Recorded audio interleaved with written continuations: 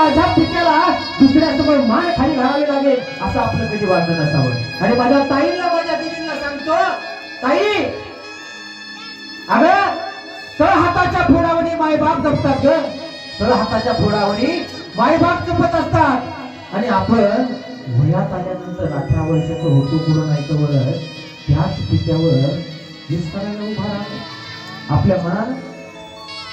अरे काय कमी केलं त्या मायबापाने? हाडाची काड्या केली, रक्ताचं पाणी केलं, रात्रीचा दिवस केला, स्वतःला फाटकं बनेल होतं मायबाप, तर बनेल घातलं घेतलं नाही त्यांनी, तर फाटक्या बनेला घाटी दिल्या, परंतु स्वतःचा बनेल घेतलं नाही. आणि तुला शाळेचा ड्रेस आणून दिला, तुला लागणाऱ्या वस्तू आणून दिल्या, चैनीच्या वस्तू तुम्हाला दिल्या.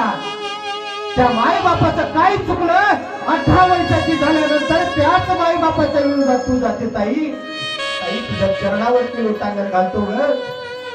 अगं एखाद्या पोलीस स्टेशनला जर गेलं मायबाप, तुम्ही आता जाऊन पहा ही सत्य परिस्थिती आहे. एखाद्या पोलीस स्टेशनला जाऊन पहा, एखाद्या कोपऱ्यात जाण्याखाली बाप खाली मान घालून डोळ्यामध्ये अश्रू येतात.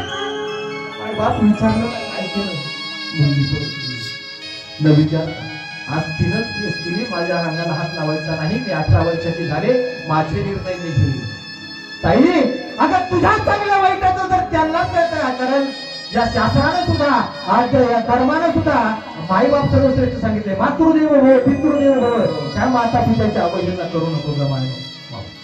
म्हणून तुमच्या चरणावरती लोटांगण घालून सांगतो मायबाप, ताई या आई बापाच्या डोळ्यात पाणी येईल असं कोणी वागू नका. ते तुमचं हितच पाहत असतात, त्यांना करायचंय तरी काय होत दुसरं, लेकुराचे हित हे माऊलीचे चित्त